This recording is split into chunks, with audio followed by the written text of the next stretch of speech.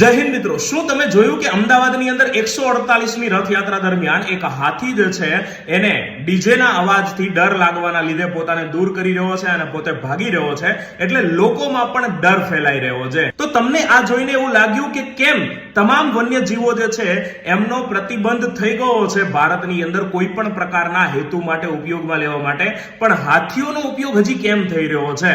સાઉથની અંદર હાથીઓનો ધાર્મિક ઉત્સવમાં અને વન વિભાગના કર્મચારીઓ પણ એમને ટ્રેન કરીને કુમકી હાથી તરીકે ઉપયોગ લે છે બીજા હાથીઓને કંટ્રોલ કરવા માટે, જે જંગલની અંદર ઉત્પાત મચાવતા હોય કે માનવ વસાહતમાં ઉત્પાત મચાવતા હોય. તો એનું કારણ છે વાઇલ્ડ લાઇફ પ્રોટેક્શન એક્ટ 1972, એટલે કે વન્યજીવ સંરક્ષણ કાયદો 1972, જેની અંદર એક ખાસ પ્રાવધાન એટલે કે સ્પેશિયલ પ્રોવિઝન્સ કરવામાં આવ્યું છે, અને એના અંતર્ગત જે હાથીઓ છે એમને ધાર્મિક અને અન્ય હેતુઓ માટે ઉપયોગ કરી શકાશે એવું લખેલું છે, અને એટલા માટે જ હાથીઓનો ઉપયોગ હજી પણ થઈ રહ્યો છે.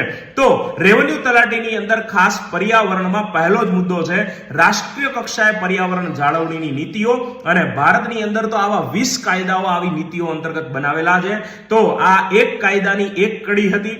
તો રેવન્યુ તલાટીની પ્રિલિમ્સ માટેના 11 સબ્જેક્ટની તમામ મુદ્દાસર તૈયારી માટે આપણે ફાલ્ગુન સર એપ્લિકેશન તમે પ્લે સ્ટોર ઉપરથી ડાઉનલોડ કરી લો, અને એની અંદર ખાસ આજે અષાઢી બીજ નિમિત્તે 200 રૂપિયા ઓફ રાખેલા છે. કોર્સ જ માત્ર 1200 રૂપિયાનો છે, એમાં પણ 200 રૂપિયા ઓફ કરીને આજે માત્ર 999 રૂપિયામાં હું તમને આપી રહ્યો છું. માત્ર 24 કલાક માટે આ ઓફર છે.